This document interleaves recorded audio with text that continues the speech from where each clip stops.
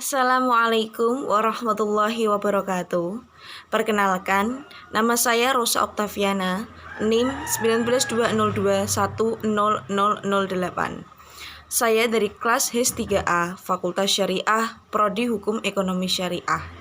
Di sini saya akan menjelaskan tentang hukum perikatan dengan berjudulkan persamaan dan perbedaan antara perikatan dengan perjanjian.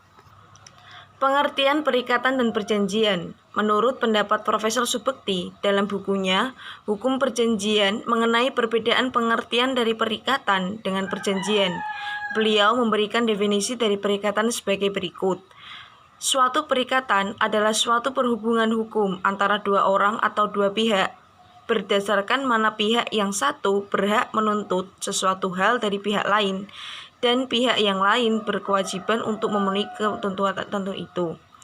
Sedangkan perjanjian didefinisikan sebagai berikut. Suatu perjanjian adalah suatu peristiwa di mana seseorang berjanji kepada seseorang lain atau di mana dua orang itu saling berjanji untuk melaksanakan sesuatu hal. Unsur-unsur perikatan. Menurut Salim HS, unsur-unsur perikatan antara lain: 1. Adanya kaidah hukum. 2. Adanya subjek hukum. Yang ketiga, adanya prestasi atau objek perikatan dalam bidang tertentu. Menurut Maryam Darus Barruzalzarnan dan kawan-kawan, unsur-unsur perikatan meliputi hubungan hukum, kekayaan, pihak-pihak. Persamaan perikatan dan perjanjian antara lain: perikatan dan perjanjian melibatkan setidaknya dua pihak atau lebih. Dasar hukum perikatan dan perjanjian mengacu kepada KUH Perdata, yaitu perbedaan perikatan dan perjanjian.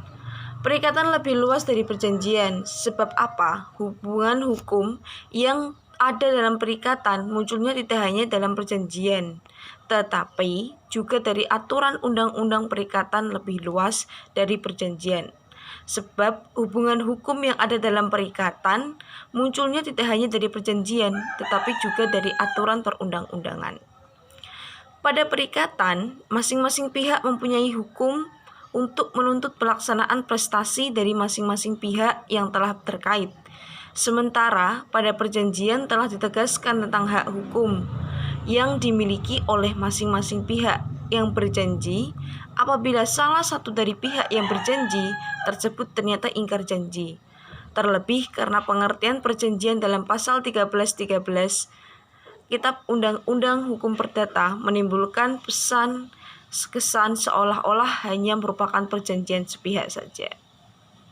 Mungkin itu saja yang dapat saya sampaikan. Apabila tutur kata saya kurang berkenan, dan saya memohon maaf sebesar-besarnya. Wabillahi taufiq wal hidayah. Wassalamualaikum warahmatullahi wabarakatuh.